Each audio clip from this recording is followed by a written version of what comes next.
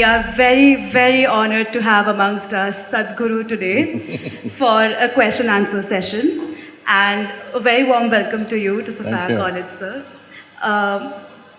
If you would like to address the audience. Yes, can I say a few words before the questions?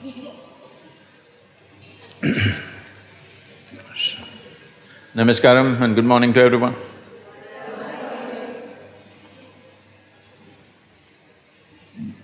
This youth and truth, how it came about and why, is in the last 37 years, wherever I go, this has been a constant refrain that thousands of people keep telling me the same thing. Sadhguru, when I was 20, where were you? You came when I'm 60, and what is the use now? You should have come when I was 20, I would have lived a completely different life. This has been a constant refrain by thousands of people. So I thought I will step out and meet all those people who are below 25 years of age in this country and also in the rest of the world, so that they don't complain later on. What we call as life is just a certain combination of time and energy. Certain amount of life energy, certain amount of time. Most people do not pay attention to this. In Tamil language, are they Tamil people? Only two, huh? Okay. Oh.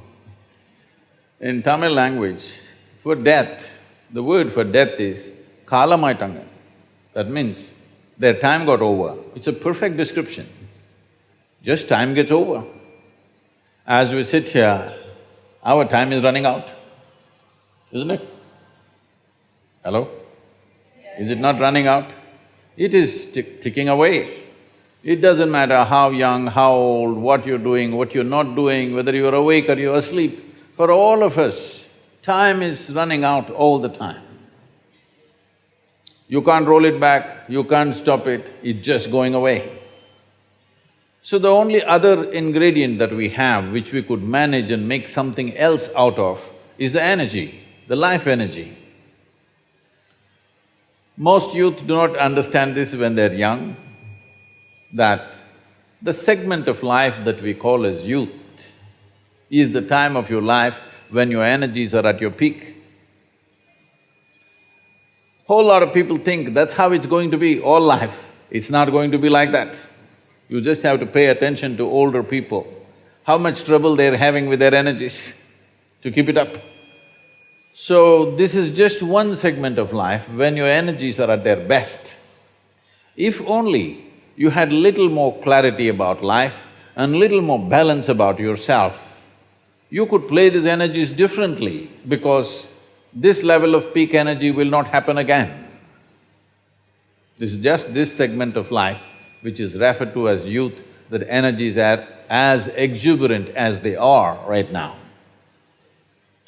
So bringing clarity and balance means, essentially, if you have more clarity and balance, the time is running away for all of us. But if we manage our energies well, what somebody does in 100 years, another person does in 10 years. That means if you live to be 100, other people think you lived for 1,000 years because of the impact of your life. And above all, every human being has a certain genius about themselves. I feel, tell me if my percentage is wrong, I feel in my perception, I feel not even 1% of humanity manages to unfold their genius. They will never find the necessary ambience around them or within them so that they can unfold their genius. Their own thoughts, their own emotions, their own nonsense just holds them down. Only 1% or less is unfolding their genius. A society or a nation or even the entire world, as a generation of people, we either rise or we live a mediocre life depending upon how many human beings unfolded their genius. How many geniuses blossomed in a given society will determine how far that society, that nation will go. So, we thought by bringing little more clarity and balance to the youth, in this generation, we would like to increase the percentage from less than 1%, if you can make it 10%, phenomenal things will happen. If 10% of the population manage to unfold their genius in the world, what will happen will be too incredible to describe. Right now, a minuscule is doing this, rest of the humanity is largely a drag. For everything they will say, not possible, not possible, not possible. You have to drag them every day. Shall we change this? Hello? This is your life, this is your time on the planet. Yes? As a generation of people, this is our time on the planet. I want to make sure our time on the planet is the best time ever, till now. Are you with me? Yes. Oh. I want to see some more life with a yes? Yes. Okay, please. With your permission, Sadhguru, we'll begin with our question-answer session. My first question is, how do we become more inclusive of diversity in the society? For instance, the northeast of India, if you see, it's completely ignored. It's a fragment, it's been pushed out of this country. I mean, a lot of people, they don't even know what the 7 states of Northeast are, or how the people are, or what their identity is. So how can we, as the youth, or all of us, change this? How do we become more inclusive? Because if you see, ignorance eventually leads to intolerance and communal problems and violence. So how do we become more inclusive of diversity today? Can I tell you a joke? Are you okay? Can I? Some of you because some of you are looking so serious, I'm seeking permission. Joshua Goldberg was a Vietnam veteran in America, in New York City. One day, he ordered for pizza and a Chinese boy came to deliver the pizza. He took the pizza, paid him the money and punched him in the face. So the boy fell down backwards. Then he got up with a bloody nose and he said, "Why did you do that?" He said, "That's for Vietnam." He said, "I am not Vietnamese, I'm Chinese." So Joshua Goldberg said, "Chinese, Vietnamese, Japanese, they're all same to me." So the boy gathered himself and went. Later on, after having eaten his pizza, he was taking his bull mastiff for a walk. There's a law in New York City, if your dog poops, you have to pick it up. So his dog pooped on the street, he bent down to pick it up. The Chinese boy came from behind and kicked him in his backside. So he went down, face down on the dog poop. Then he got up and asked, "You idiot, why did you do this to me?" The boy said, "That's for Titanic." Said, "You idiot, what do I have to do with Titanic?" Goldberg, Spielberg, iceberg, they're all same to me.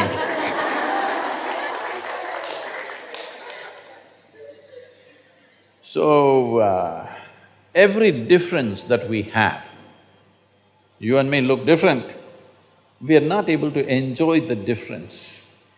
We make every difference into a discriminatory process. Unfortunately, this has become the way of the world. Race, religion, nationality, ethnicity, you name it. If there's nothing else, we'll find something which doesn't exist. Goldsmith, blacksmith, all kinds of distinctions, endless. What is the solution? See, when we sit here, this is my body, that's your body.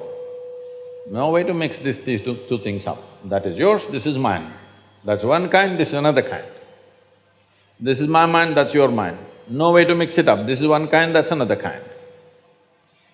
If you're identified only with your body, you will naturally always look at me as something different. If you're identified with your thought process, you'll always see me as something very different. But there is no such thing as my life and your life.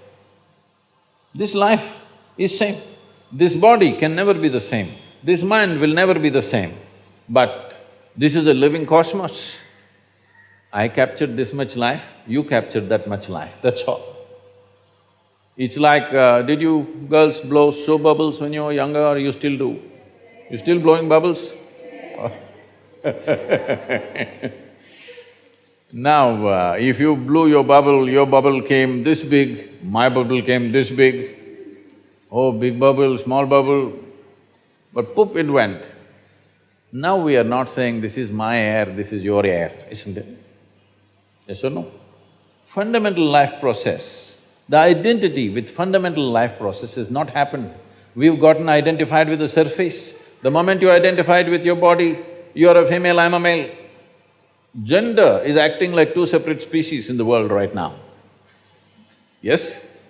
Gender, badly people need each other. In spite of that, they're acting like they're separate species. Every small thing that is said, boom, it blows up because we are too much identified either with our body or with our thought process, our beliefs, ideologies. What we need is a deeper identity. Can I take a couple of minutes? In yoga, we look at human mind as 16 parts. We can make this into 4 categories. These 4 dimensions of mind are referred to as buddhi, ahankara, manas and chitta. Buddhi means the intellect. Your intellect, do you want it sharp or dull? You must choose right now, I'm going to bless you. Sharp. So it's a cutting instrument. It's like a knife. Knife should be used for certain things only. If you use knife to do everything, then none of you girls are like this, I'm just looking for one of you. If you suppose use a knife to stitch a cloth, it'll be in tatters. Sometimes I'm wondering these days, your denims, maybe you're using a knife to stitch. And not you, you're good.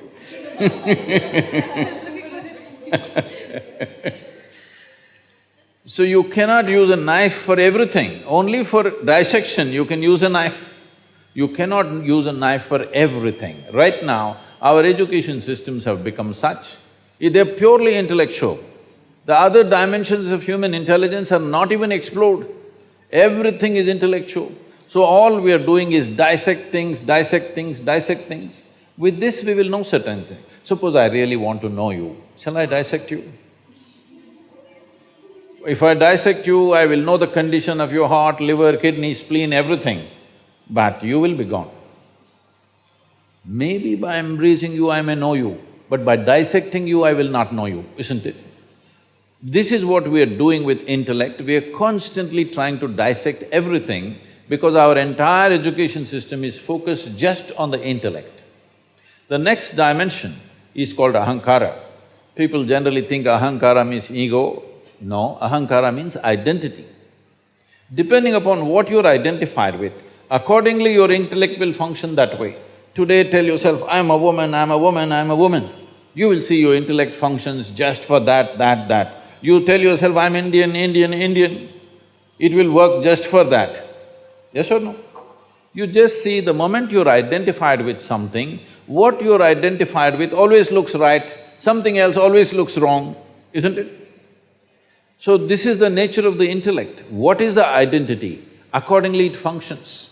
So in this culture, we had a system, before we start education for a child, first thing is, he must say, aham brahmasmi. This means, my identity is with the universe. You must establish a larger identity before you empower somebody with education, because education is empowerment. If you empower somebody with narrow identity, they will do something else. See, right now what is science and technology doing? The cutting-edge science is all going to military use, isn't it? The most horrible things that have been done on the planet have been empowered by science and technology, unfortunately.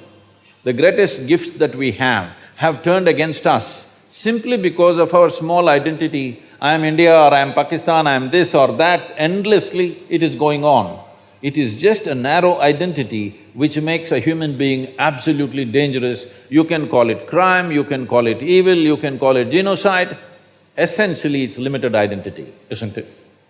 So one fundamental thing that we need to do in our education systems is that everybody has a limitless identity. Identify at least with the world, if not with the universe. If you cannot conceptualize a universe, at least your identity is global.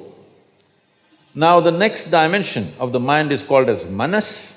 If you want to continue that knife ideology or analogy, knife is there, ahankara is the hand that holds it.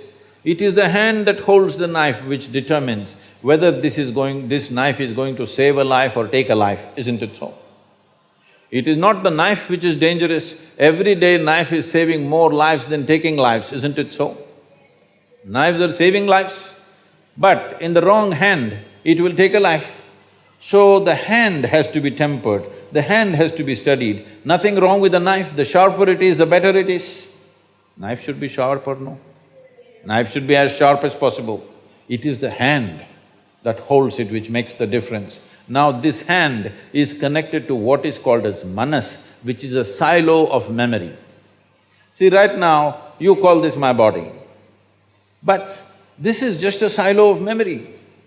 There is evolutionary memory, there is genetic memory, there is karmic memory, there's articulate and inarticulate levels of memory, conscious and unconscious levels of memory. Like this, there are many dimensions of memory.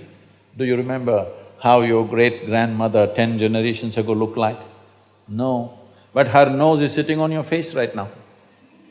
Satakshi, I got the name right for you? Yes. See? Her nose is sitting on your face or no? Definitely. Your skin remembers the skin tone of your forefathers 1,000,000 years ago, yes or no? So this is memory. What you call as my body is 1,000,000,000,000 times more memory than what you ever can carry in your mind. So this memory is important, and how it transmits itself into the intellect depends on the identity. How you identified, accordingly this memory will play. If you identified with a limited identity, then this memory will become against everybody else. If your identity is a larger identity, then this memory functions for everybody's well-being. So the fundamental thing is, your identification has to evolve. How does your identity evolve? The fourth dimension of intelligence is referred to as chitta. Chitta means an intelligence without an iota of memory. When we say memory, memory is a certain boundary. See, I remember these three are my friends, they're in my boundary. These people I don't remember, they're out of my boundary, isn't it so? Hello? Who is my friend, who is not my friend, who I love, who I hate, is just a question of memory, isn't it? Who is my brother, who is my sister, who is my father, who is my mother, is it just a question of memory? Memory in your mind and your genetic memory, isn't it so? It's all this memory functioning. So there is an intelligence which is beyond memory, which doesn't have an iota of memory. Where there is no memory, there is no boundary, it's a boundless intelligence. This is a living cosmos which is intelligent. It is a living intelligence of its own. Now, this dimension of intelligence also exists within us. The moment you touch this dimension of intelligence, all your limited identities will collapse.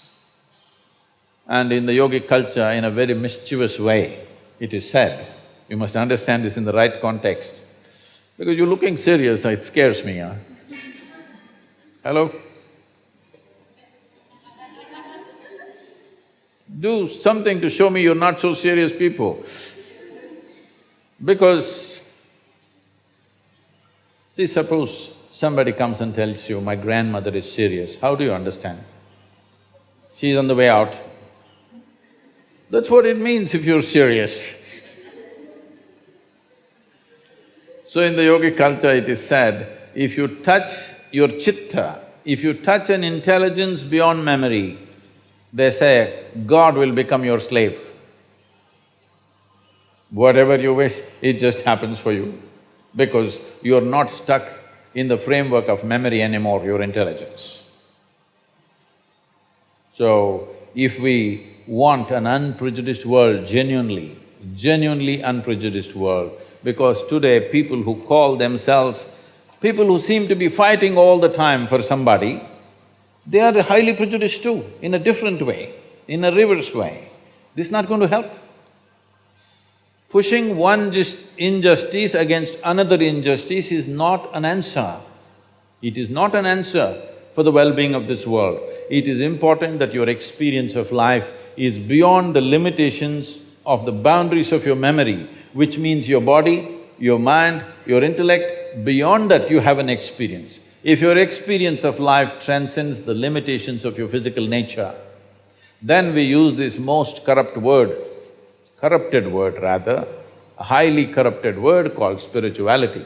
This is what spirituality means. Spirituality doesn't mean looking up, looking down, going to heaven, no. Spiritual process means your experience of life has crossed the limitations of your physical nature.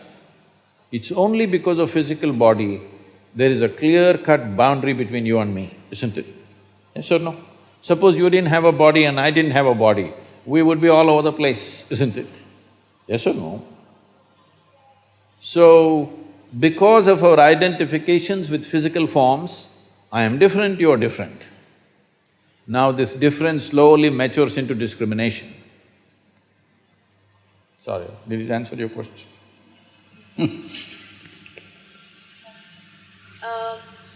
Sadhguru, how do you suggest that we appropriately question authority without being disrespectful towards them? Because from our very childhood, we've been taught to obey our elders because they know better and they are right. But they're only humans and it's possible that they are wrong or they make an error in judgment.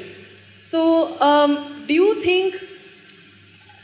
So, I'm not talking just in context of parents. It could be political leaders, scientists, experts. Me also. Spiritual leaders as well. How do we question them to look beyond their traditional paradigm? Just the way you're doing it right now. Without being disrespectful. I understand, but it is possible that they take it as challenging their authority. So, see, respect, you use the word respect. Respect is not something that you ever demand in your life. Please don't ever do such a vulgarity that you demand respect. You can only earn it. You cannot demand it. The moment you demand it, it becomes vulgar. Yes or no? So you stand one step higher than somebody and you demand respect. Or the only stupid thing that you did is you came here a few years earlier than someone else and you demand that I'm senior. It must be happening in the college also. 1 year senior I am, you better respect me. Just 1 year ahead I joined the college and now I'm senior, okay? So, this is an unfortunate reality that's well established in the world, that in the name of religion, in the name of authority, in the name of parenthood, in many different ways, we have been trying to establish authority is the truth.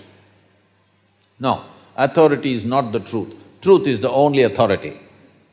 This is why, youth and truth. Truth is the only authority. Nothing else is the authority. So if I ask a question, somebody freaks.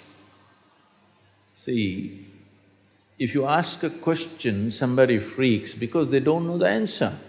Suppose you go, sit in an examination and look at the question paper, you don't know a damn thing, don't you freak? Just like that they're freaking, why don't you understand? Hello? So they gave you a question paper, you have no clue, do you freak or no? So they are also freaking. So you must understand and be a little compassionate. When you ask a question, somebody freaks means obviously they don't have an answer. So you must be compassionate, considerate because they're your seniors. They came ahead of you, but they are no better than you, so they're freaking a bit. Please make way for them a little bit, what to do? They've grown little bigger than you. But at the same time, there is no need for anybody to succumb to that. It's all right, there is no need to confront people. A question, first of all. See, a question is a tool. A question is a tool to dig little deeper, isn't it? Hello? But somebody is asking a question to prove a point, that's not good. So don't ask a question to your parents or to somebody else just to prove your point. No, ask a question because it's a genuine question. So people were asking me, Sadhguru, what kind of questions can we ask, what can we not ask? I said, even the dumbest question you have, if it means something to you, it means something to me. If it doesn't mean anything to you, don't ask such stupid things because it doesn't mean a damn thing to me either. But if it means something to you, maybe it's a stupid question, somebody thinks it's a stupid question, but it means something to your life, it means a lot to me. So, please make sure your questions are genuine, whether you ask a parent or a political leader or a spiritual leader, it doesn't matter who the hell you ask a question. When you ask a question, you must understand the purpose of asking a question is to expand yourself from what you know to enter a territory where you do not know something. That's the idea of asking a question. But you ask a question to prove them stupid, then maybe they're getting mad.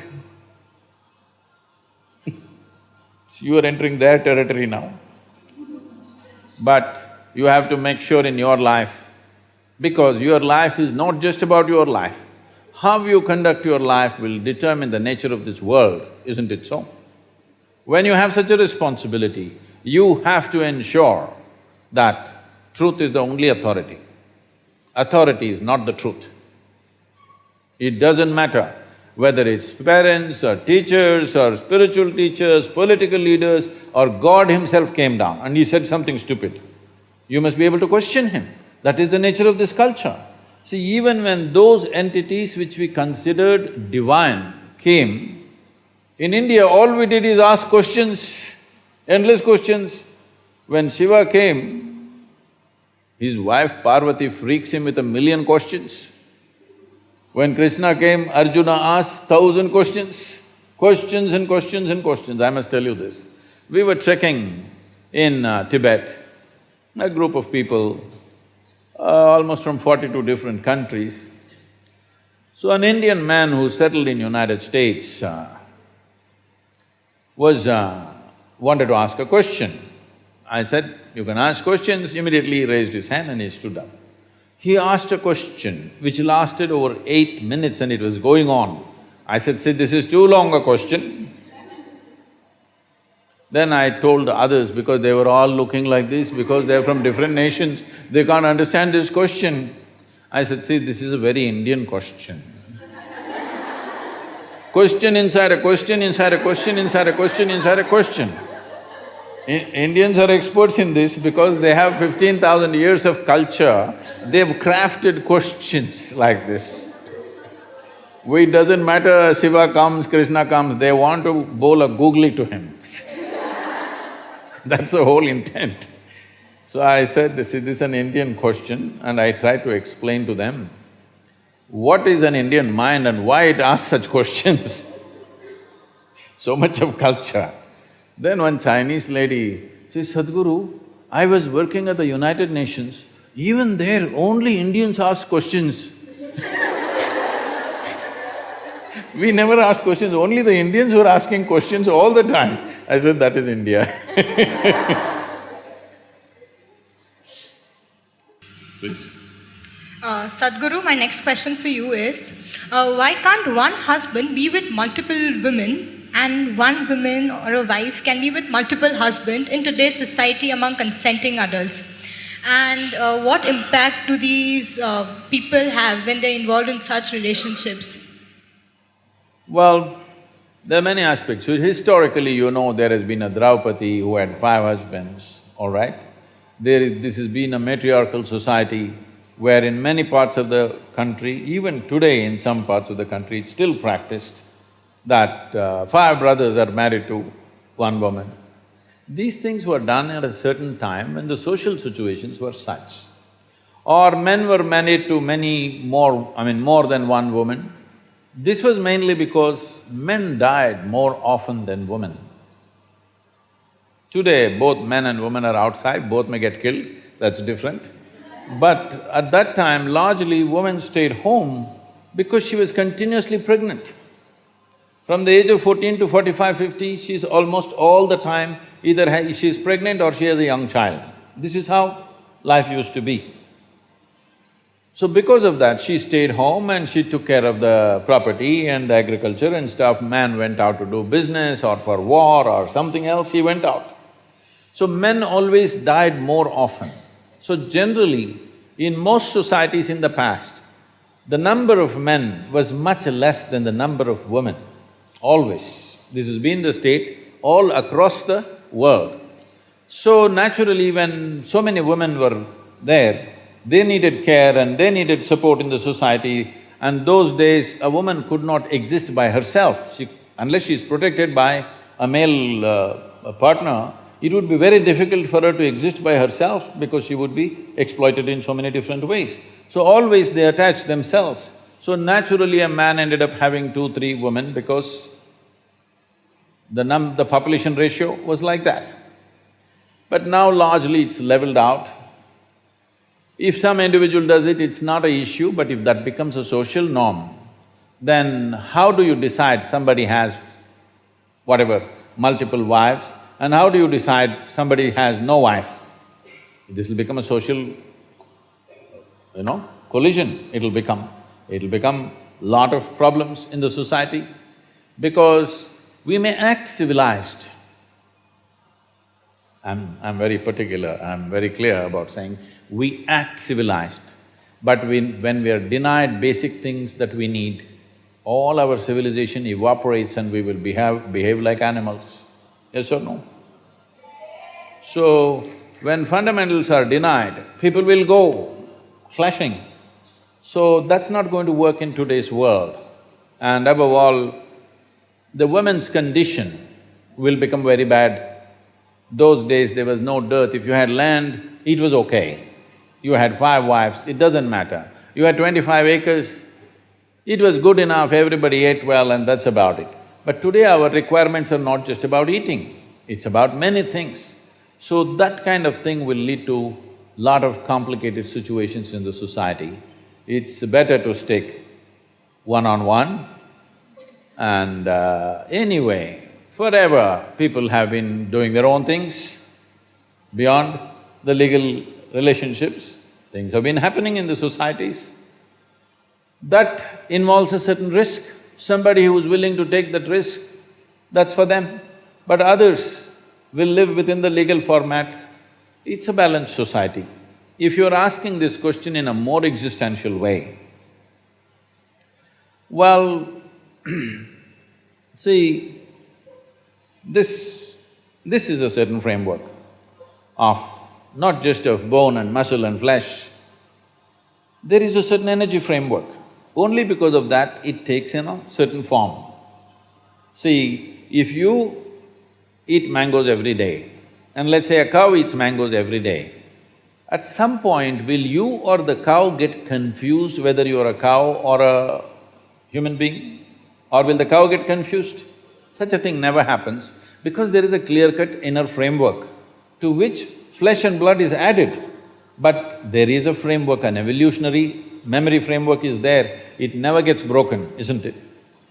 So in this framework, how strong you keep this framework, how much integrity is there to this energy framework will determine many things about your life, many aspects of your life. Especially if you want to raise this life to another level of function, it's very important you maintain this integrity. This is why, irrespective of which religion, which spiritual process, if people want to raise them till to a certain point, first thing they will talk about is becoming monks or brahmacharis or sannyasis, because the idea is to create such a level of integrity that this is a whole life by itself, that it doesn't lean on anything else for support, either for physical well-being or emotional well-being or psychological companionship, it doesn't lean on anything, it stands by itself because you want to take it somewhere else. If you want normal function, these things are not necessary. Now you want to become a rocket which breaks through a certain dimension of space. Now you need to be in a different level of force and integrity, otherwise it'll crack up. So you don't want to open your body to anything, and especially opening to multiple partners has its own negativity in that context. How much pain, and you look at Draupadi's life, how much volatility, how much pain, how much suffering she went through in her life, and how much pain and suffering she caused because of her anger and jealousy and whatever else. So, these things happen for variety of reasons. You can't blame everything on that one aspect, but that aspect also has a say in these aspects because you're opening up your memory body, your energetic body, which is essentially ruled by memory, to variety of memories. This will cause a whole lot of turmoil within the system, which could affect that life and many other lives. So Draupadi's life is in a way a sample for that. It's not an absolute. This is not an absolute, but this has an influence. Thank you, Sadhguru.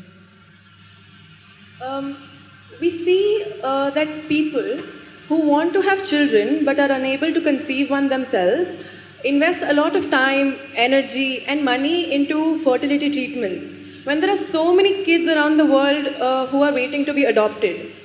I understand that adoption is not the cure for infertility.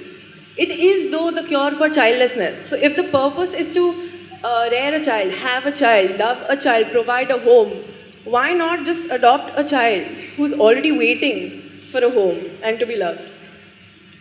See, already many doctors and organizations are trolling me and putting me on fire because I said first thing in India is you must close down all these damn fertility clinics.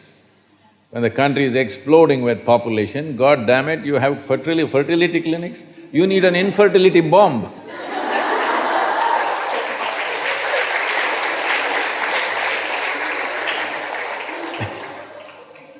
So because I said this, I'm in a lot of trouble. Now you try drawing me into more trouble. Yes, this problem again goes back to the first question. This is because you're so horribly identified with your own biology. It has to come out of your body, otherwise it's not yours. It is such a gross way of existence. Unless it comes out of my body, it doesn't belong to me. Well, you're married to a man or a woman, they didn't come out of your body. No, but our bodies are meeting, that's why. See, the identity has become so grossly biological, unless in some way it's biological interaction, it is not really a relationship. In fact, today, everybody, all of you have picked up these words from America.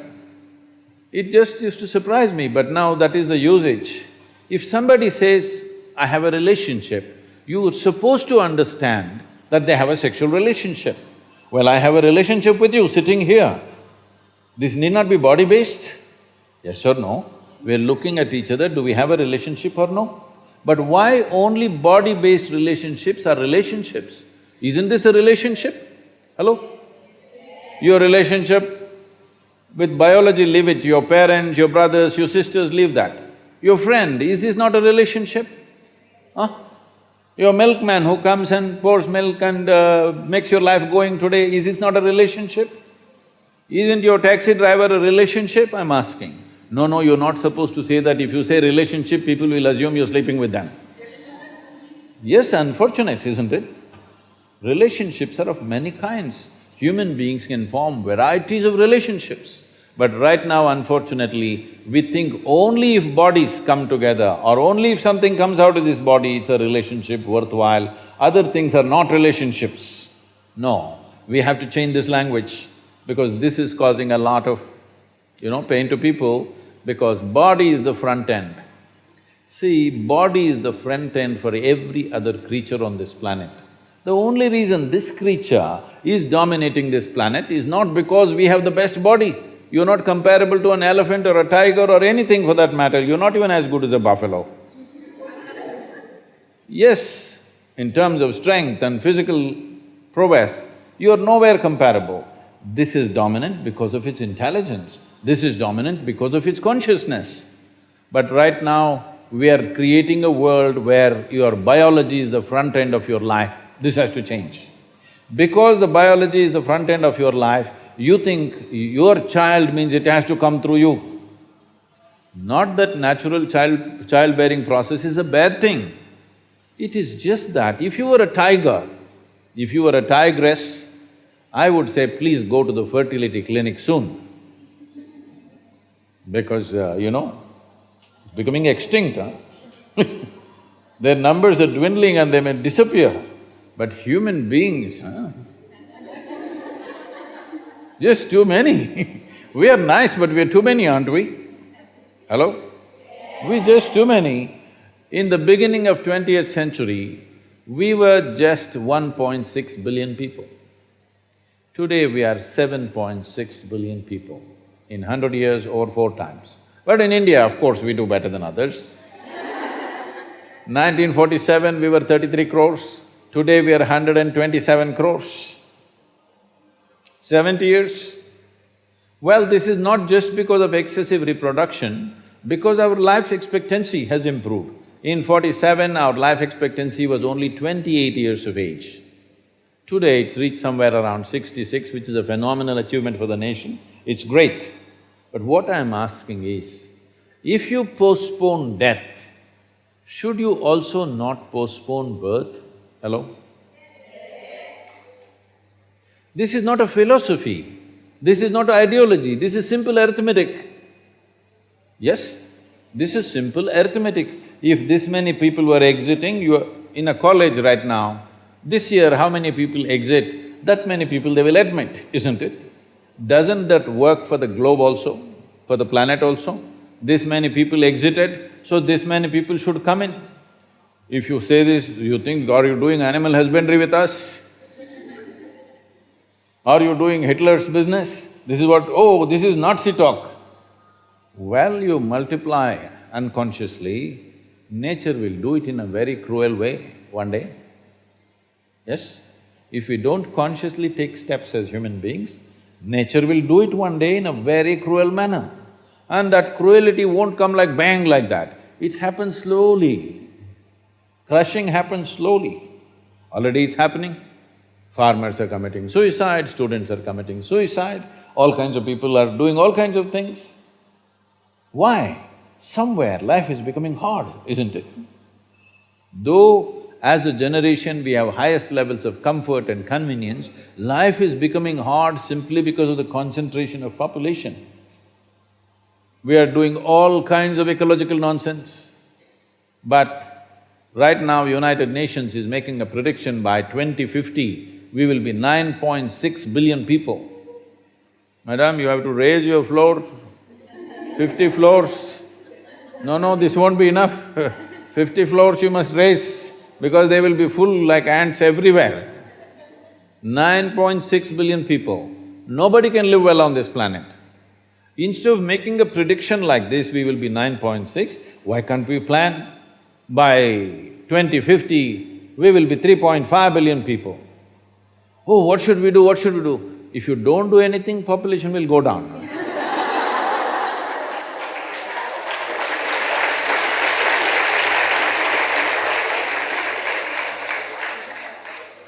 My next question to you, Sadhguru, is when something bad happens to somebody and we know that it's always on their conscience, they're thinking about it a lot of times, but eventually there comes a point where they are ready to let it go. But somewhere there's a guilt that if they let this thing go, like something that's troubled them for so many years, there's this guilt where they don't want to let the past go because they feel guilty of letting it go. So why does that happen and how do we let go of that guilt? Like even if we take, for instance, sexual abuse, if a girl is sexually abused and eventually if she reaches a point where she is ready to overcome it, but she feels guilty to let it go because it has troubled her for a very, very long time. And not just her, the ones around her as well. So is it right to let it go at that point, or like how does one deal with a situation like this? See, I think this struggle is coming from a misunderstanding that something either unpleasant or terrible that one may encounter in one's life, it can just happen to anybody in so many different ways. If it happens, people think they must forget it. No, you should never forget it. If something terrible happens to you, you should never ever forget it, because if you forget it, you may walk into it again. But we must know the distinction between what is memory and what is living. You are living. Memory is a dead memory, you're supposed to use it as wisdom to see such things don't happen to you in your life. But it's a fact that for most people, what happened 10 years ago, they still suffer.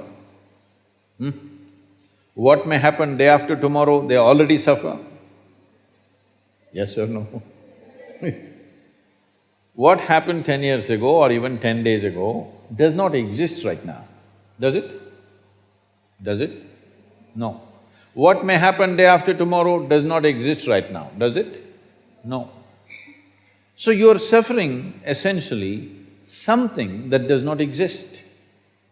How many of you are psychology students, huh?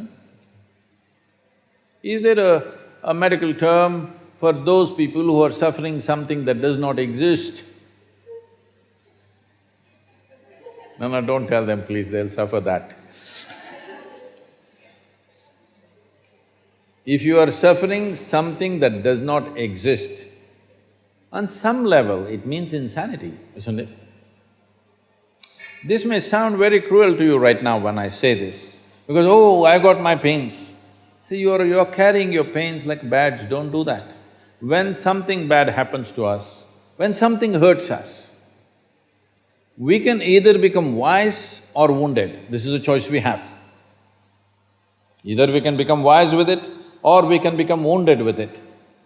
As we already went through this, life is just a certain amount of time. It's ticking away. As you sit here now, you are 1 hour closer to the grave since you came here. Yes or no? Yes, it is. It's going away for all of us. So in this, where is the time to carry every experience like a wound? No. This must become your wisdom. If terrible things happen to you, you must become wiser than others, sooner than others, isn't it?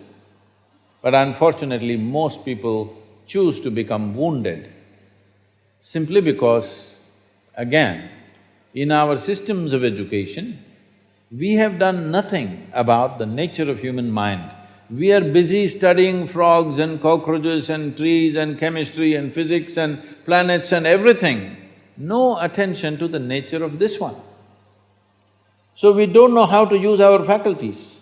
The greatest faculties that you have right now as a human being is, you have a vivid sense of memory.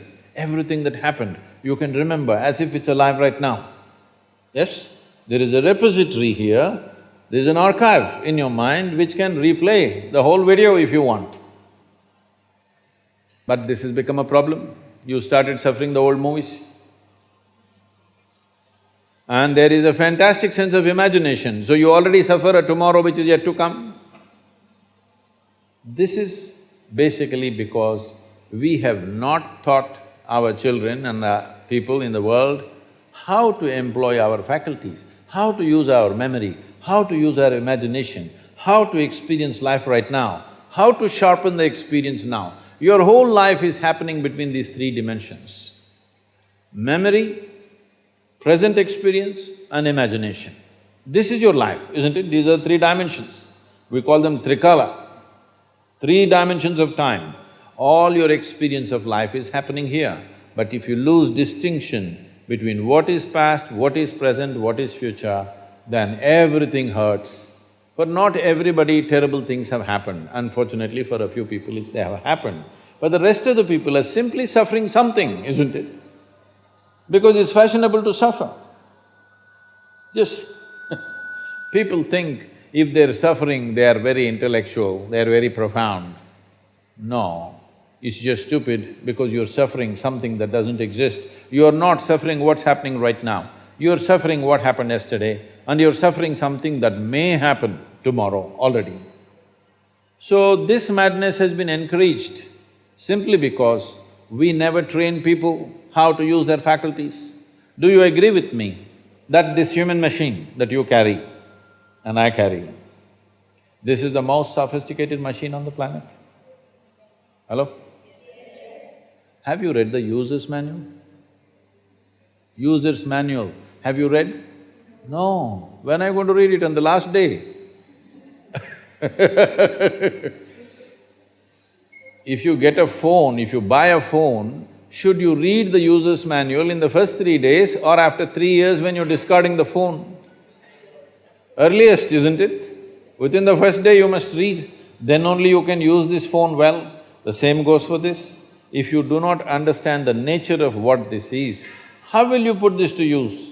It is consuming you, your own intelligence is consuming you. You can call it stress, anxiety, pain, suffering, whatever. Essentially, your intelligence is turned against you, that's all the reality is. If your intelligence was working for you, taking instructions from you, you would keep yourself blissed out, wouldn't you? Hello? Your intelligence is turned against you. Why has your intelligence turned against you? That's what you need to look at, not about carrying these stupid things that have happened which should not have happened as badges in our life. This may get a lot of women against me.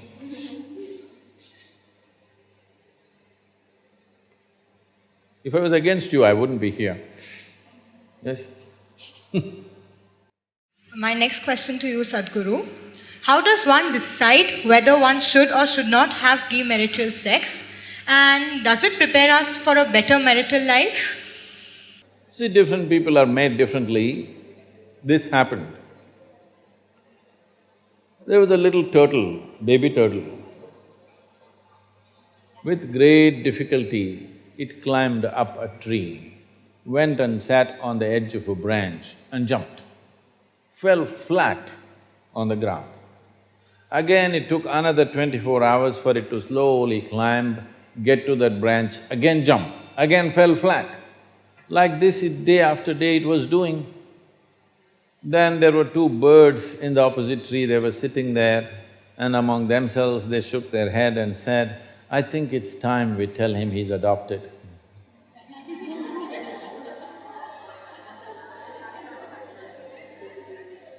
For everybody, we are trying to draw the same prescription.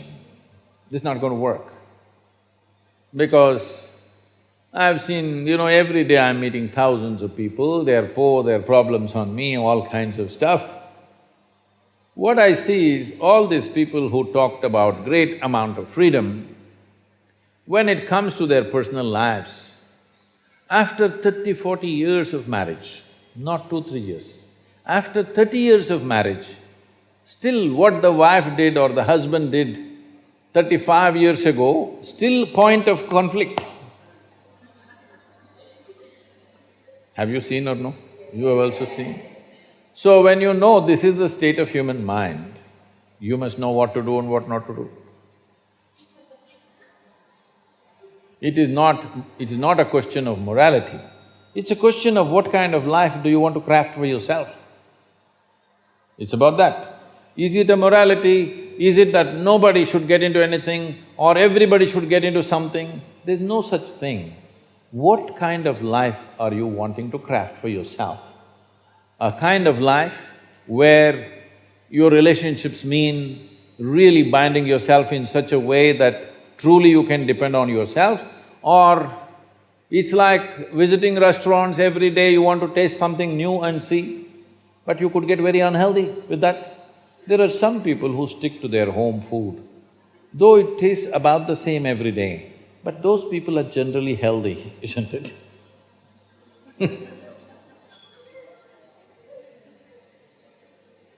This is not… I'm not trying to teach you a moral class. I'm not a moral class person. But these kind of things are happening in the society, people are trying to draw prescriptions. Everybody must do this, otherwise you're no good, or everybody should not do it, otherwise you're no good.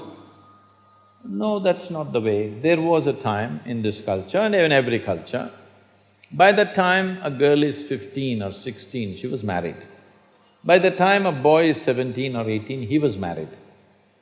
Now because of our education systems and professional requirements and society has changed, everything has changed. Because of that, average marriage age for girls is around 24 in this country right now, and for boys it's crossing 28, 30. The peak of hormonal impact on human life is somewhere between 15 to 30. After that, it's not the same thing. So, this is at least something we must debate. But we should not be hasty to draw a conclusion, this is the way, that is the way. We must give enough awareness to people that they don't get into something compulsively which they regret later. If consciously, if people see that this is the way I want to craft my life, that's up to the individual. But there is no common prescription, there should never be a common prescription. Because individual requirements are very different. We have a few questions that were posted on social media and have become very popular, like they were popularly Questions asked. have become popular? I mean, a lot of people had asked those questions, Okay. that's what I meant. So we have a few here today that we wish to ask you. So the first question, I'll take the first question. This question is from Subhashish Mukherjee, and he says, I want to know the truth of black magic. My non-Bengali friends believe black magic has come into existence from West Bengal. How much truth is there in this? It's a very Bengali question. The truth they're not asking how much truth in the black magic, they're asking whether it came from West Bengal or not. Well, Kerala people believe it came from Kerala. It's little fishy, both the populations. Lot of fish in them, you know. So, at one time in this country, as you have a family doctor, they used to have a witch doctor. Almost every family had somebody to consult on these kind of aspects, because these arts were so widespread. Did it originate in Bengal? Did it originate in Kerala? No, I think it survived more in Kerala and Bengal today. In other places, it's gotten little wiped out. Essentially, what you're talking about is occult. Occult is a certain technology that you can use your energies to create certain impact. But unfortunately, it's gotten very negative press because market was for the negative. So people used it more negatively than positively. It could also be used positively. It's like any other technology, you can either use it positively or negatively. Unfortunately, the negative usage became overwhelmingly larger than the positive usage. So people think occult means it's negative. No, the usage has become unfortunately negative. It could also be used in a positive manner. When I say it could also be used in a positive manner, you can transform life with it. You could… help people out of their health situations, out of their psychological situations, various things could be done. Instead of that, because the market is mainly for the negative, somebody pays you to cause detriment to some other life at the benefit of somebody else's… to somebody else's benefit. To your detriment, somebody else's benefit, it is being done. Because of that, it's gotten a negative image. Occult is like this. See, right now, all of you have a phone. Suppose you had a phone 100 years ago, cell phone 100 years ago, you could claim you have occult powers because you could just take this and speak to somebody in America, everybody, woo, they will shiver, okay? Yes or no? So occult is just technology. You could communicate, you could use your energies to communicate with somebody. But as modern technology becomes more and more subtle, the need for occult is receding quite a bit, because so many things that we used to do in occult today can be delivered. You can send a WhatsApp message, you don't have to sit there focusing to send a message to somebody anymore. It took a lot more energy and time to do that. Now, message goes. So, messaging business has completely fallen out of occult. Otherwise, occult was mainly used to deliver messages to people in a different way. You have heard of telepathy and not telecommunication, telekinetics and various other things where things were done from a distance. But today all those things are being done by regular technology, so occult or the requirement for occult is withdrawing. The need is just going away and probably most of it will go away. There are a few things that one could do, but above all, if we created a society that whatever is given to you, you will use it in a positive way, occult can be a tremendous possibility, as technology can be tremendous possibility. As I mentioned earlier, most of the technology is used for developing arms and armaments and bombs and nuclear bombs and more destructive things. The same thing could have been used for something else. Absolutely, positive things could have been done, but that's not been done because the market is for the negative. Similarly, the same things have happened to occult. Your Mukherjee friend, well, I think from what I hear, I think Kerala tops in the occult practices even today. Next comes West Bengal. Next, probably some northeastern states have this, but they're very rudimentary occult. Kerala occult is quite sophisticated. You will see a lot of occult in North America, in the North American tribes, but very basic, mainly messaging occult. But now they all have smartphones, so it's all going out. I think Kashmir at one time had a lot of occult. Bengal, Kerala, Northeast, well, some parts of Andhra Pradesh and Orissa, but now market is down. Next question, sir. What type of food we should eat so that our life reaches its full potential for a college or a school-going student? And it's by Spruti. Oh well, we must understand this. Food is not a religion, food is not a culture, food is just the fuel for this machine. Yes? There may be cultural aspects to the taste, there may be even religious tinge to the food over a period of time, but essentially food is fuel for this body. So with what kind of food will it function with minimum struggle within itself and maximum impact? So suppose you buy a petrol car and pump diesel into it, it may still roll around but not at its optimum. Similarly, various foods you can eat and still somehow it functions. But those communities which have eaten with care, you can clearly see a distinct difference in the way they function, the levels of intelligence and whatever. So in India, we prescribed food for different people in different way. If you're doing menial jobs, you eat one way because you need physical muscle. If you're doing other kinds of trading and other kinds of activities, you eat another way. If you're a fighting class, you eat differently. And now if you're into education, spiritual process and subtler aspects of life, then you eat differently. Now that you mentioned students, I believe you're in education. Yes? Okay.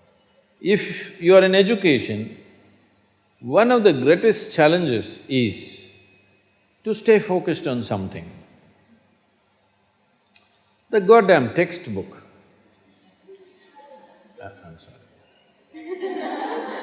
the wonderful textbook that is written for an average intelligence. It's a common prescription. It's not written for the brilliant student. It is written in a way that it's a common prescription, everybody gets it. But that textbook, how much effort it is taking for a whole lot of people. How they have to read it 10 times to get it. But you lie down in your bed and read a love story, you remember every word. Yes or no? How come? So you don't lack memory, you don't lack focus. It is just that textbook and you chemistry is not working. So what you need is a higher level of focus, a higher level of involvement. And another great enemy for a student is, because this textbook is such a tranquilizer, the moment you open it, go to cinema till 2 a.m. you're up, open the textbook at 9 o'clock, right there, you smash into it. So sleep is another big enemy. So what kind of food do you eat so there is no inertia in the body? In yogic way of seeing things, we are looking at tamas, rajas and sattva. Tamas means inertia, rajas means activity but no balance, sattva means absolutely balanced kind of energy. When you're in education, you need a very balanced kind of energy because you have to focus on something which doesn't naturally interest you.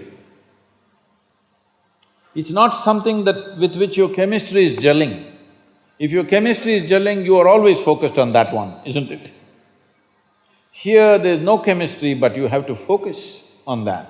For this you need a balance and a steady mind. For this you need to eat in a certain way.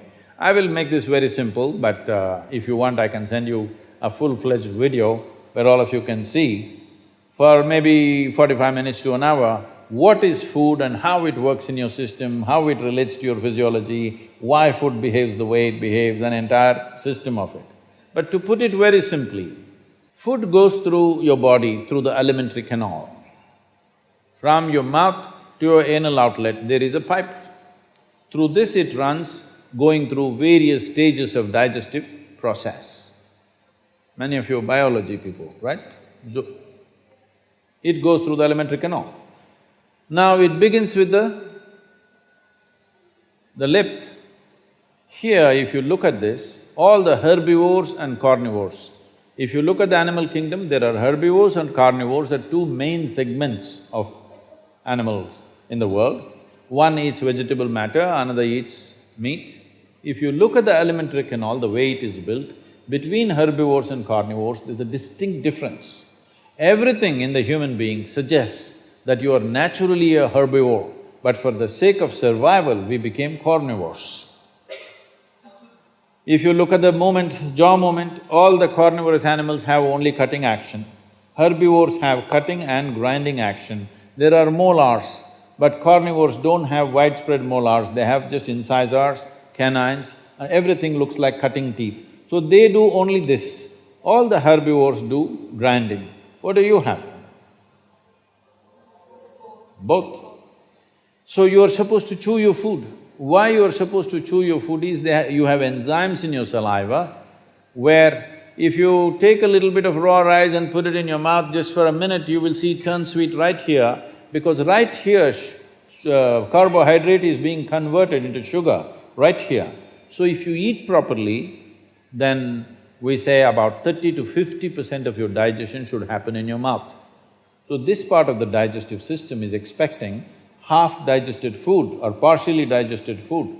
But right now the way we're eating is mostly we're putting not only undigested food, but partially destroyed food.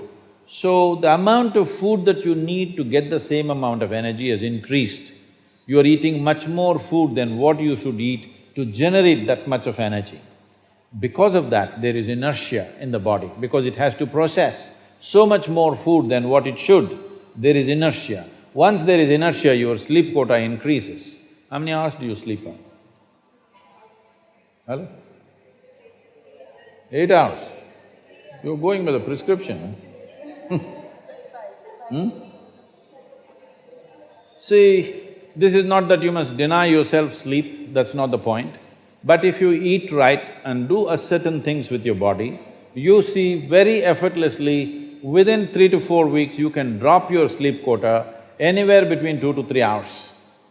1.5 to 3 hours very easily you can drop if you just eat consciously and just learn to sit properly, just the posture, your geometry of the body and what goes into the system. If you just manage these two things, you will see sleep quota will just come down like that. Just to tell you, for over 25 years, I have largely managed with an average of 2.5 hours of sleep. Now I'm getting lazy and I'm sleeping, averaging somewhere around 4.5 hours now, but 7 days of the week, okay? 365 days, non-stop, on, almost every day. My daughter didn't call me for a month. I asked, what the hell is the problem with you? Why are you not calling? She said, every 6 hours you're in a new city, what the hell I'm supposed to do? So I said, okay, which is true. In one day, sometimes we're doing 3 cities, so it's a non-stop activity. And today, many people around me have learned to do this. Over 150 people around me are doing this kind of activity, averaging 4 hours sleep and 7 days of the week, they're on, all the time. And they are not irritated, they are not frustrated, they're joyful and they're wonderful. Why this is this? There are many aspects to this, but one important aspect is food, how you eat. Not only what you eat, how you eat is also very important because food is a live thing.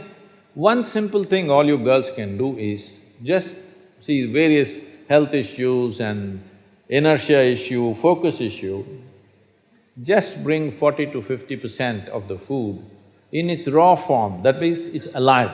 It must be a live cell, it can be a vegetable, it can be a fruit, it can be a nut, it can be sprouted gram. At least 40 to 50%, the food that you eat must be alive.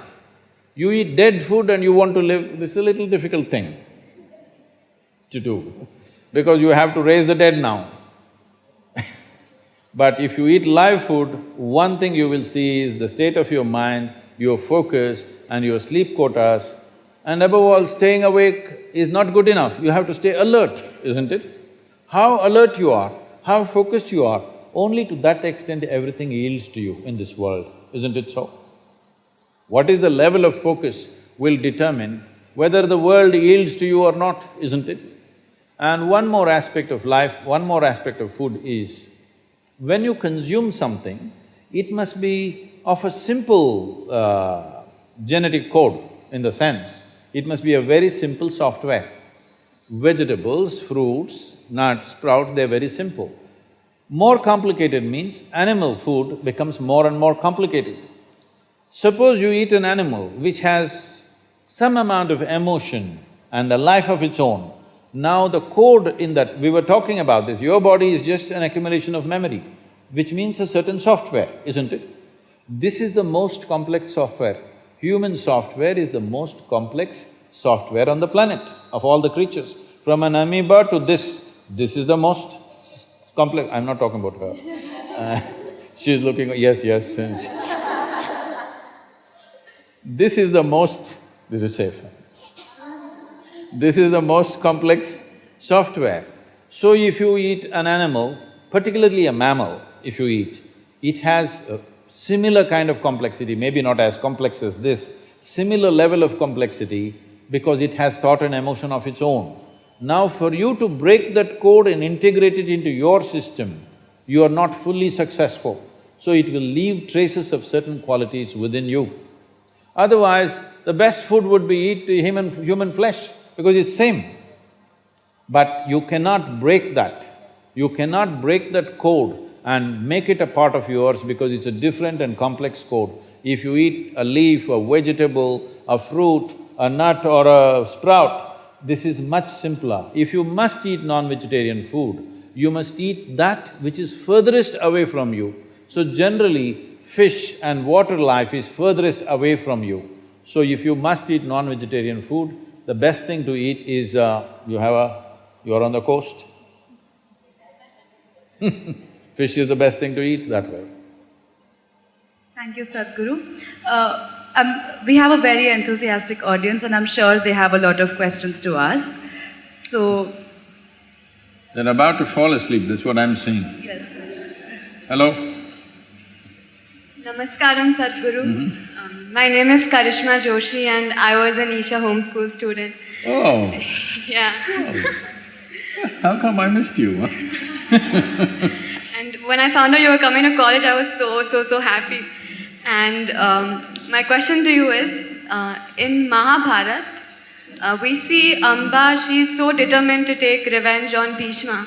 And she goes to Shiva, and Shiva actually grants her that boon. So, why would somebody want to live their whole life just with the sole intention of taking revenge on somebody, and how would this affect them? Thank you. Well, whether we like it or not, there are such people in the world, all right? Yes or no?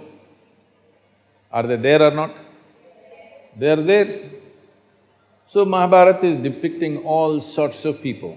Every kind of character that can exist on the planet is there. There are over 100,000 characters representing the best, the worst, in between, every range is there. So she is one. Because, see, just now, some time ago, when she asked the question, something horrible happened to somebody, an abuse happened to somebody, and that person not willing to forget. Some will become hurt and wounded, some will become angry and vengeful, depending on their own nature and also the situation in which we exist. So she is in a royal setup. Here, vengeance is considered honor. Vengeance is not considered vengeance. Vengeance is considered as a virtue. When somebody hurts a king or a queen, they must go and finish them. Till you finish them, your job is not done. This is the culture in which she is. We must not look at it from today's time and today's culture that you are in. That time, she is in a royal family, she is a princess and she is insulted. She feels horribly insulted by what happened. You know what happened to her life. Now she wants to, at any cost, extract a prize for that. So she goes for that. So she is asking Shiva, the question is why Shiva is assisting her, is that it? Is it the question? Yes. Shiva is like that only. Because, this happened to him. Once Ravana, you heard of Ravana? Ravana came to Shiva and worshipped him and praised him and glory. So he loved him so much and he said, you ask whatever you want, I'll give you. And that guy says, I want your wife. Shiva is in a mood like that, he says, okay, take her. Parvati is having a bath in the Manasa Rover close by, and this guy goes looking for Parvati to take her home. Then somebody goes and tells her, Shiva has granted permission that this man who's come from somewhere in the south, he can take you and go with him. He said, yes, he lost his mind. Then, you have heard of these things. Have you been kissing frogs? No. You don't believe that story? No. This started a long time ago. So Parvati took a frog and made this frog into a beautiful young woman and left her in a lake adjacent to Manasarovar, which is today called as Rakshasthal. So Ravana went straight to Rakshasthal and saw this young woman. He thought, she is Parvati, took her and went home. Then he realized she has come out of a frog. But she was Mandodari, that's why she's called Mandodari, one who came out of a frog. But she was beautiful and wonderful woman, so she became his queen and stayed there. But his thing about wanting to take somebody's wife again took him to Ayodhya, you know. You know all the trouble, that's another matter. But you must understand this, that which you are referring to as the highest or the divine cannot be discriminatory, isn't it? Hello? If God says, whoever the God is, if he says, I'm responsible for these people, I'm not responsible for those people, is he fired or no? Hello? Fired or no? Because essentially, It is a response, a limitless response. When something responds to everybody, if their thing is right, then we say this is divine. It only responds to me, not to you. This is not divine, this is my party, isn't it? Hello? So when Ravana, as a great devotee, he worshipped him, he said, ask whatever you want, but that guy should have civilization. But he has nothing like that. He says, I want your wife. He says, okay, take her and go. So in that context, she burns in front of Shiva and says she's doing austerities after austerities, putting herself to extreme difficulties and says, all I want is to kill this man, give me the power. He said, okay, have it. But this does not mean it'll lead to your well-being. See what happened to Ravana. The same. A man was driving in Mexico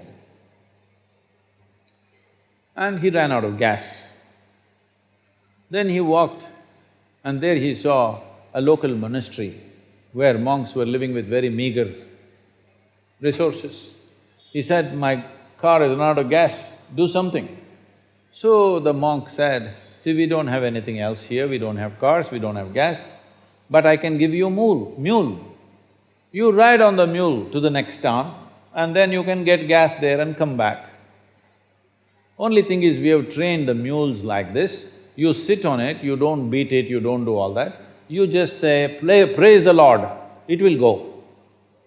When you want it to stop, you say, Amen, it will stop.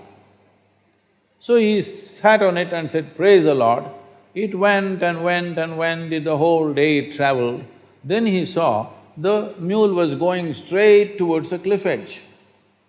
He wants to stop it, he's doing this, that, but he's forgotten the mantra. He tried everything, but the mule is just going straight to the edge of the cliff. It came right here, about to take its next step. Then he remembered and said, Amen, it stopped. He looked down 2,000 feet below. Oh my God, praise the Lord.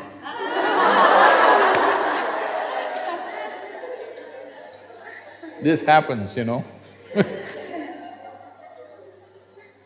Anybody, please take the microphone. Good afternoon, sir. My name is Pritika. I'm a grade 12 student. So we're studying and living in this very overly competitive world where everybody wants to be the best. And sometimes I find a difficulty in deciding what the right path is for me. Because even though I may be good at, say, dancing or singing, there's always somebody who's better than me. So my question to you is, how do we find the motivation… how do we find the motivation to do something that we like for the sole purpose of being happy ourselves instead of following the society's demands to, be the best at what we do? Thank you. Now, this ailment has caught us quite a bit. We don't want to be the best, really, if you really look at it, because you don't know what is the best. Does somebody know what is the best? Hello? Do we ever know what is the best? We don't know. All we want is, we want to be better than the person who is sitting next to us. This is a disease, because what you're enjoying in your life is not what you have. You enjoy what she doesn't have. She's number two. That's the only joy you have. When you enjoy something that other people do not have, or when you enjoy other people's suffering, when other people's suffering is the source of joy for you, I think it's sickness, not joy. Hello? Yes or no? It amounts to sickness or no? But right now, this sickness has caught all of us. Right from an early age, they're teaching you this. At home, they told you, you must be first rank. You never asked, what about the other children? I asked my mother this, she thought I've gone crazy. I asked, what about the other kids if I come first? She said, this boy is crazy, because she's repeating what was told to her by somebody else. So if I come first, what about the other children? It doesn't matter. You must sit on top of everybody's heads, only then life will happen. No. If your joy comes from the source of other people's suffering, it will not lead to well-being, either your well-being or the world's well-being, isn't it? So why do you want to be the best? What is important is, this life should find full expression. Everything that this one has should come out of this in this life. This should not go unfulfilled. Whether it's better than that one or not is not even the issue. And every human being, have you seen one more person just like you? How fortunate, see? There isn't another human being like you, because one more person like you on the planet would be trouble, huh? Too much. One is too much, isn't it? Two like you, 10 like you would be impossible.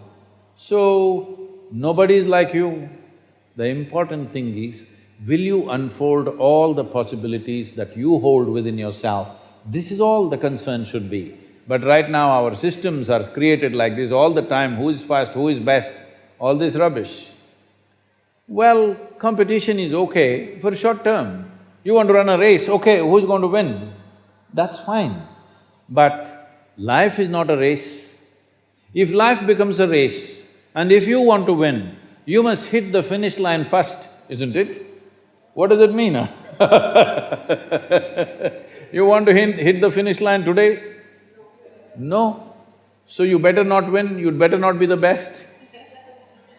So don't make life into your race. Limited sport we will play here and there, where we race with each other, just to test our grit, all right? Huh? You and me are going to race right now. Now we will race like our life depends on it for a short period of time. But if you make your entire life into your race, and if you win, you're gone. No, not a good way to do life. So you don't have to be the best, you just have to be the best that you can be. Everything that you can be must happen. You don't have to be better than somebody else ever, it's not necessary. And nobody can be, because every one of you is a unique being. When you're unique, is that better? Or you're one up on somebody, is that better? You are unique.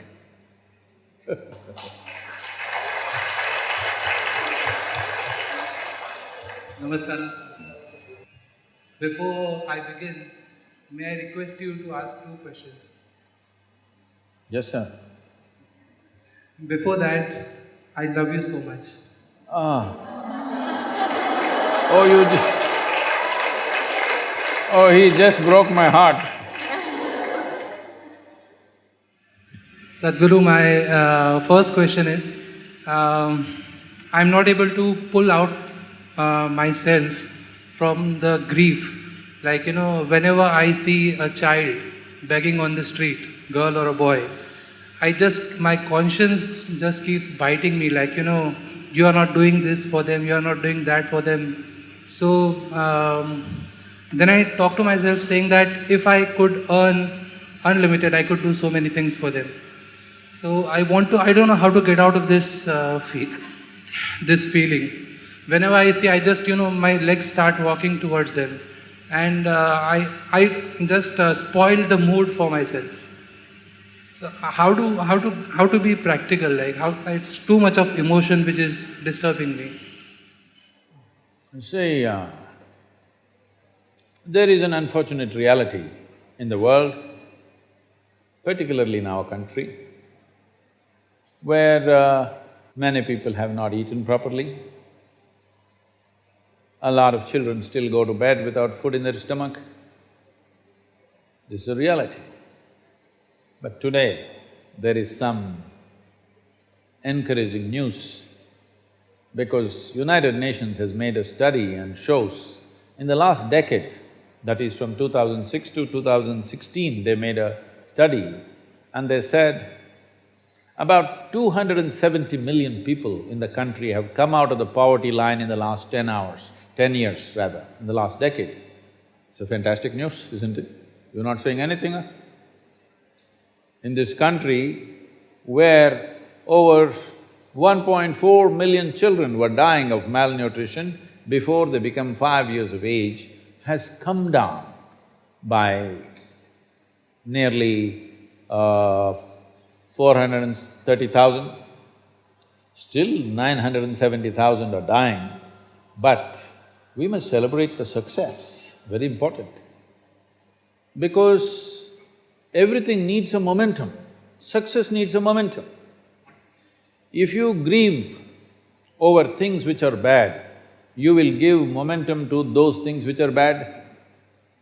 You must give momentum to those things which are solution. Don't give momentum to the problems, give momentum to the solutions that are happening. And the choice that you and me have is just this: do we want to be a part of the problem or do you want to be a part of the solution? This is all the choice we have. Now, let us say 10 people are miserable here. More than 10 faces are looking miserable. Let us say 10 people are miserable here, and because I see these 10 faces, I will also become miserable. Have I solved something or have I added to the problem? Added to the problem, now there are 11 miserable people. So it's very, very important that if we want solutions, we must go beyond our natural, reactive emotions that we have towards various things and look beyond that and see what is the solution. For that solution, we must strive continuously. Will these solutions happen immediately? No. Maybe it'll not happen in our lifetime. But are we a part of the solution? Always are we a part of the solution? Will all of you young girls take this stand in your life? You will always be a part of the solution. Hello? Always. No matter in what situation you are, whatever the situation of your life, it could be personal, it could be social, it could be national, you are always a part of the solution. You will not take sides with problems. Hello? This one thing you take in your life, you will see, you will know the joy of unfolding all your capacity. When you're part of the problem, your possibilities will not come out. When you're part of the solution, you will do things that you never imagined you could do in your life, simply because you will unfold into that possibility. So just become part of the solution. This does not mean you are the solution, no. Because there are people busy always creating new problems. If you solve one problem, they create a new problem. This happened. Can I tell you a joke? You all right? You're not too serious for that? No. A woman in Tennessee, our center in the United States is in Tennessee. So, a woman in Tennessee was marrying for the 5th time. So she was just a day away from marriage, she was having dinner with her fiancé. And she served him mushroom soup. And he took in a spoon and nice candlelight and romantic and everything. Then he asked, "How did your first husband die?" She said, "Well, he ate poison mushrooms and died."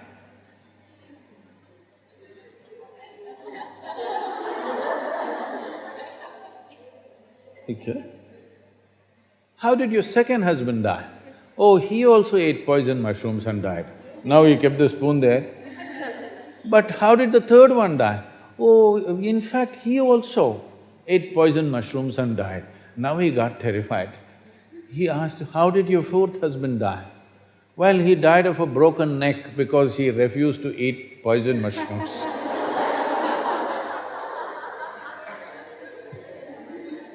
So what do you want to have? Let's be part of the solution. We are not the solution on this planet, we are part of the solution. We are adding to the solution, we're giving energy and strength to the solution, that's all. Will we solve everything? No. But we must have the fulfillment in our life that we have been a part of the solution, not part of the problem.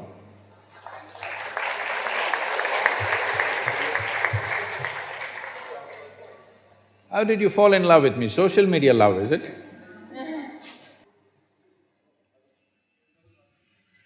Good afternoon, Sadhguru. Sadhguru. My name is Sonia Alphonse. My question to you is, I personally feel that I function more efficiently in the night than I do in the day. It's not that I've changed my biological clock or something and I sleep during the day, but it's just that I feel more productive, not only while studying, but otherwise. I feel invigorated in the night. So why is it so? Maybe you're in the wrong country, huh?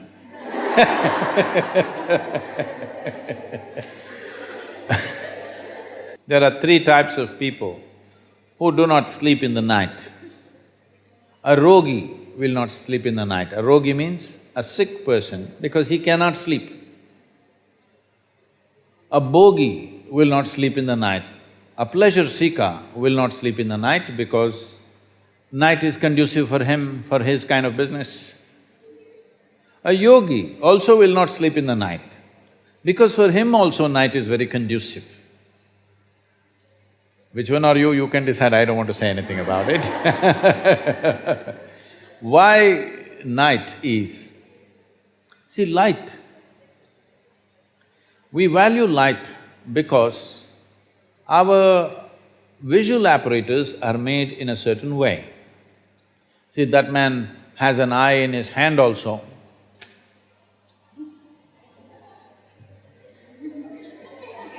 Yes, because we value our visual apparatus so much, we thought two is not enough, three should come. Normally here, but if somebody got it here, what to do? Wrong place, but at least you can close it and open it. But we value our visual apparatus so much simply because they designed in such a way that only in light you can see. What light does to you is, it makes everything distinct. See now, because it is lit, I can see this person, this person, this person, this person, this person. Suppose lights went off and this became dark, I just see a mass of people. I don't see this person, this person, this person. So there is a certain sense of lack of boundaries in the night. So for yoga, for sexuality, for friendship, for being together, for study, for focus, for all these things, night seems to be more conducive because the difference between what is you and what is the other comes down in the night simply because our visual apparatus function like this. Where there is no light, everything merges in our experience. So a yogi, a bogi and a rogi, all three of them make use of the night. You can also make use of it, there's no problem unless you're sleeping in the classroom. If you're not sleeping in the classroom, it's fine, nothing wrong with it. But you will see, you try this and see, mornings are a nuisance. But, can I share something? I was made like this. If I sleep in the morning, normally my school used to be 8:30 in the morning. From 6:45, my mother and my sisters will start waking me up. It's a series of efforts. Many things. They'll make me sit up in the bed, they'll come and twist my arm and do this and this. My mother will do it gently, my sisters will do that. Then they will drag me and my mother will put toothpaste on the toothbrush and give it to me, I'll stick it in my mouth and she'll get me my clothes and say, go and have shower, it's time up, time up. I go inside the bathroom and fall asleep. If nobody wakes me up, till 1 o'clock, 2 o'clock in the afternoon, I'll just sleep like a rock, not wake up and roll around, simply dead. But I started practicing yoga at the age of 12. In about maybe 8 to 9 months, after that, no matter where I am, even till this day, where I am, which time zone I am, every day I'm in a different time zone, but at 3:35, 3:40, I just come awake because some changes happen in the nature at that time. My body just comes awake. If I want, I can get up and do what I want. If I don't want, I can sleep some more, but it always comes awake. So you have to bring some sensitivity into the system that, see, you are a product of this planet, yes or no? Whatever nonsense individuals may think about themselves, we are all just a pop-up from this planet. You've seen those pop-ups on the computer screen? Pop, pop, yes? You're just a pop-up, you'll be gone. You can't believe you will be gone. Ah, me? I will be gone? Yes, all the very smart people, countless number of people who walked this planet before and you and me, where the hell are they, huh? Not a sign. All became topsoil, isn't it so? Weren't they pop-ups? Aren't you a pop-up? Poop, poop. You may think you have a great life and this and that. As far as the earth is concerned, it's just recycling its soil. Just throws you up and draws you back, throws you up and draws you back. So in this little pop-up, the important thing and the most important thing is, you create sensitivity within you, such sensitivity that every dimension of life comes into your experience. Before you fall dead, is it not important? You experience this life in this fullest possible scale, yes or no? Experience means people think, we must party every day. No, same damn thing, how many times you will do? There is much more for the human life to explore. You must become sensitive. When I say sensitive, because the word sensitive is used in a wrong way, in the sense, when people say, oh, she's very sensitive, we are supposed to understand, she will get hurt for just about anything. Yes? No, being sensitive to life and being ego-sensitive are two different things. Being sensitive to life means if you walk into this hall, you experience everything that's here, you don't miss a thing. If you walk outside, you don't miss a thing. Every dimension of life should come into your experience. This happened. Shankaran Pillai bought a what? He bought a work donkey. And the man who was selling the donkey said, see, this is a very sensitive donkey. You cannot beat this donkey. You cannot use bad words, you cannot abuse this donkey. Shankaran Pillai said, that's great. Every day I'm tired of beating these donkeys and abusing. Every day I have to use filthy words to get these donkeys moving. I like a sensitive donkey, and he paid little extra bonus for the sensitivity of the donkey and took it home. He left it in the barn, and tomorrow morning he has to go to work. He went there and told the donkey, please, let's go. No response. He said, please, let us go. Nothing. He went down on his knees and prayed. Nothing. You're not supposed to abuse it, you're not supposed to beat it. Not knowing what to do, he went back to the man who sold the donkey. See, I requested, I pleaded, I prayed. He's not responding, what am I supposed to do? That man said, is that so? Let me see. And he came. He picked up a thick stick like this. One whack on the head. And then he threw the stick and said, come. The donkey followed.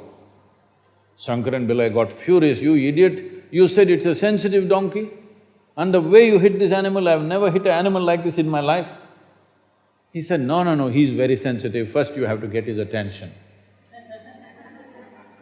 So, developing sensitivity means, if you simply close your eyes, you must know what phase of moon it is right now, because all this is playing in your body.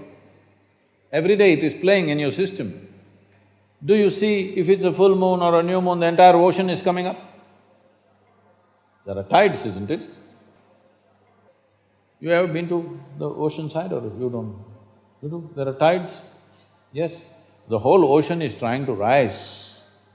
72% of your body is water. You think nothing is rising? It is. For every position of the sun, moon and many things that are happening to the planet, they're happening to you. You must become life-sensitive. Then you will know how to manage every aspect of your life. Don't become ego-sensitive, don't become society-sensitive, life-sensitive if you become. What's happening with this life if you know this one thing all the time? You will see, you got your GPS on, There's really no problem, you will never get lost. It doesn't matter who says what kind of situations you're put into, you are never ever lost because you're life sensitive. This is all this life needs, that this has to become life sensitive. Right now, we have developed a psychological structure which has got nothing to do with life, it's got something to do with the social scene, got nothing to do with the life. Thank you very much. I think people… Are we okay? Because people were looking at watches, so I thought I've exceeded my time. That was the last question we were taking. If you have any other questions, you can put it up on social media. Sadhguru, we would like to thank you so much for gracing us with your presence today. We would like to thank…